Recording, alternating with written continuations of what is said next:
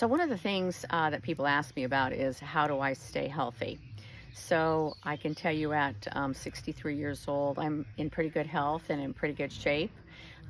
So let me tell you about what it is that I do personally. I cut out a long time ago most processed foods. Right before I did ayahuasca 8 years ago, I took off all of my fake nails because all of that acrylic leaches into your bloodstream. I didn't want any of that in my life anymore. So we cook from scratch here in our home, and for the retreats, we're mostly gluten-free and sugar-free, just because of the inflammation process. Inflammation is the killer in regards to your body breaking down for your joints and your brain and your blood supply and all of that. So we try to stay away from that. On top of that, I do take vitamins. So I take 2,000 milligrams of omega-3, and I use krill oil instead of regular fish because I don't like burping up fish, along with a really good quality vitamin B. A lot of people need methylated vitamin B. I'm not one of those, but I do take methylated vitamin B every now and again. I do take liposomal vitamin C.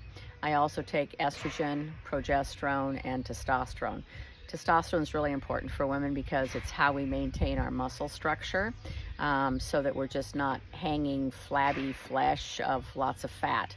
That being said, I'm definitely a carnivore. I eat a lot of protein, and I believe in fat. Your liver does two things. It breaks down fat and it eliminates toxins. And if your liver is constantly trying to eliminate toxins from ding dongs and ho-hos and Doritos and all of that stuff, it's not going to break down fat very well. The other thing that Michael and I both do is about every 2 weeks. We started about 3 days a week initially, but now we're down to every other week. I go in and I do IV vitamin therapy. I tend to do the Myers cocktail or the immunity boost along with glutathione. Glutathione is the master antioxidant for your body. It's a big deal. And I'm just going to say that I've done a lot of reading and research, and hopefully I can do glutathione right up until I die. The other thing that Michael and I both do is sub-Q.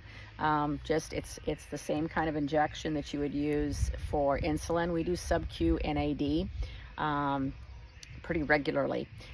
Again, NAD is directed to again the reduction of dementia and also longevity. And I don't think I'm going to live forever by any means, but I do want to live really healthy right up until the end.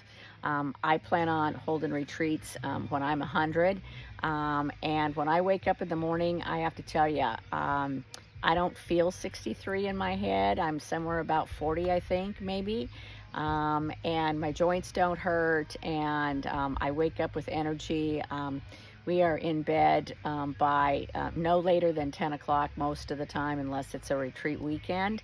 I get enough sleep. I eat plenty of protein and vegetables, and I take my vitamins and supplements. And some people say, well, we can't afford that. Initially, you probably can't, but once you start eating healthy, and then once you give up certain things in your life, I drink way too much coffee, for instance, but if I wasn't going to Starbucks and doing that thing, I would give that up just so I could take the right vitamins, I guarantee you. And I've done that in my life. I'm going to do a short video on what it takes to drag yourself and dig yourself out of poverty, because I was certainly there in my 20s and 30s. So again, there are many things that you can do to, again, boost your immune system and boost your health. When COVID came around, I didn't get COVID. I haven't been sick in a long time. So again, you'll find what works for you. This is just what happens to work for me. Thanks so much for sharing this time with me.